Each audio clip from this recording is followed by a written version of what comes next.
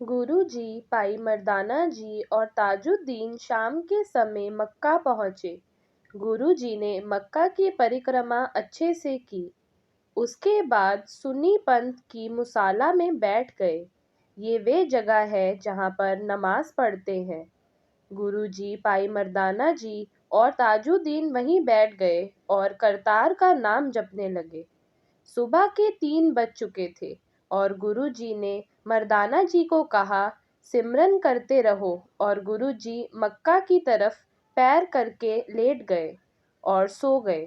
कुछ देर बाद ताजुद्दीन ने सोचने लगे कि गुरुजी हमें सिमरन करने के लिए क्यों कह रहे थे और आप सो गए हैं, हमें सोने के लिए क्यों नहीं कह रहे। यही सब मर्दाना जी भी सोचने लगे। ताजुद्दीन और मर्दाना जी के ये समझ नहीं आ रही थी कि गुरुजी लाखों लोगों को जगाने के लिए सोए हैं। कुछ देर बाद यहाँ का सेवादार, जिसका नाम जीवन था, वे झाड़ू लगाने आया और मस्जिद की सफाई करने लगा। सफाई करते करते वे कलमा गा रहा था। अचानक ही उसने देखा एक व्यक्ति सो रहा है और उसने काबा की तरफ पैर किए हुए हैं और वे गुरुजी पर जोर से चिल्लाया और बोला, अल्लाह, ये क्या हो रहा है? तुम काफिर हो, तुम अल्लाह में विश्वास नहीं रखते। उसका ये सब बोलना भी सही था, क्योंकि उसके साथ आज से पहले ऐसा कभी नहीं हुआ था या उसने कभी ऐसा देखा नहीं था। जब उसने सभी हदें पार कर दी तो गुरुजी उठकर बोले, ओ भले आदमी, मैंने ऐसा क्या किया है जो मुझे ऐसा कह रहे हो और गुस्सा कर रहे हो और मेरे नाम का फतवा निकालने के लिए कह रहे हो। वे आदमी कहने लगा, तुम जैसे काफिरों की सजा होती है मौत। जब हमारे काजी को पता चलेगा तो वो बंद करवा के खाल खिंचवा देंगे। वे सेवादार गुरुजी की कोई बात नहीं सुन रहा था, भला बुरा कहता जा रहा था। जब गुरुजी ने देखा कि वे सुन नहीं रहा तो गुरुजी मक्का की तरफ फिर से पैर करके लेट गए। सेवादार ये देखकर और भी ज्यादा गुस्सा हो गया और कहने लगा कि तुमने मक्का का नरादर किया है और मैं काजी को बुला कर लाऊंगा। अगर तुमने माफी नहीं मांगी तो मुझसे बुरा कोई नहीं होगा और तुम्हें मृत्यु दंड दिया जाएगा। गुरुजी ने प्यार से उस सेवादार को कहा, ओ मेरे दोस्त, मेरा कोई मकसद नहीं है तुम्हारे दिल को ठेस पहुंचाने का। गुरुजी ने कहा कि जहाँ काबा नहीं है वहां मेरे पैरों को रख दो। ये सुनकर सेवादार ने झाड़ू फेंक दिया और गुरुजी के पैर पकड़कर दूसरी ओर करने लगा और सेवादार ने ये कहा कि ये अल्लाह का स्थान है, उस तरफ पैर नहीं करते। पैरों को दूसरी ओर करके सेवादार फिर से झाड़ू लगाने लगा और कलमा पढ़ने लगा। कुछ देर बाद उसने दोबारा देखा तो गुरुजी के पैर फिर मक्का की तरफ थे। सेवादार फिर से गुरुजी को भला बुरा कहने लगा कि तुमने सारी हदें पार कर दी हैं और मेरे अल्लाह का मजाक उड़ा रहे हो। सेवादार ने फिर गुरुजी के पैरों को दूसरी जगह रखा। कुछ देर बाद फिर मक्का की तरफ पांव थे।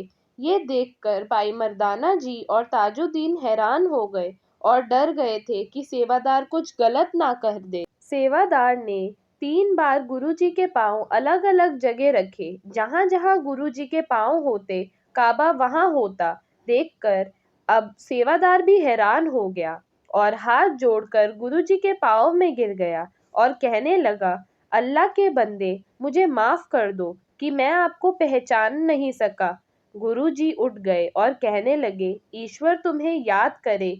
यह कहकर गुरुजी सिमरन करने लगे।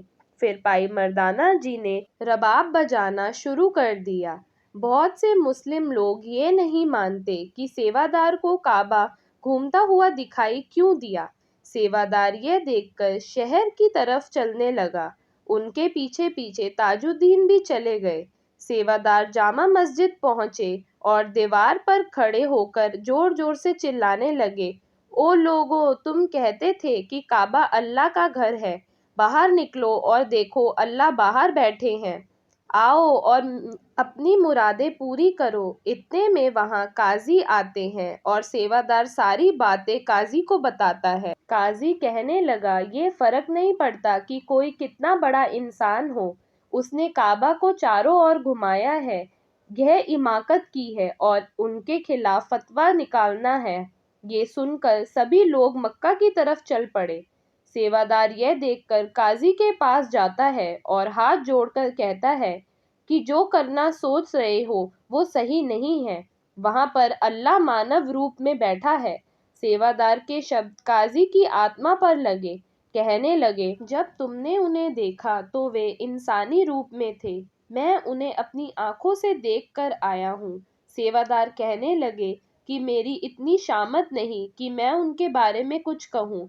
आप वहां बस आदर सत्कार से जाएं। जो लोग अपने मारने के लिए जा रहे हैं, आप उन्हें वहां मत लेकर जाएं। काजी ने जीवन की बात मान की।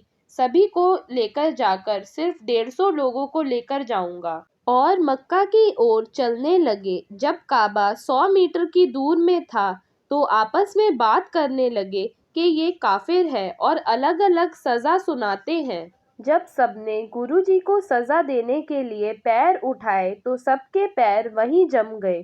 कोई भी गुरुजी के पास नहीं जा पा रहा था। सिर्फ काजी ही आगे आ पाए, बाकी सब गुरुजी के पीछे ही गलत बोलकर रह गए।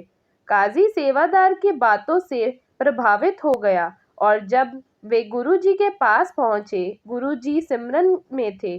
काजी ने गुरुजी को सलाम किया और सारी बात रखी और कहा, आप किस धर्म से हैं और काबा के साथ जो किया वे गलत है। फिर गुरुजी ने सहज से उत्तर दिया, तुम यहाँ के काजी हो, करता धरता हो, तुम इस्लामी रूप में चमकते हुए हो और तुम्हारा अहम आगे आ रहा है। लोग तुम्हारी बात सुनते हैं। इन्हीं बातों को तुम्हें घमंड है। मक्का में आना, सबसे मिलना एक मकसद है। सत्य का ज़माना, मस्जिद में अल्लाह को पुकारने से अल्लाह नहीं मिलता। सबसे पहले अपने आप को पहचानो, पहले अपने आप को जानो, फिर दूसरों को समझाने की कोशिश करो। यह सुनकर काजी का घमंड टूट गया और उसके आंखों में आंसू आने लगे और वो गुरुजी के चरणों में गिर गया।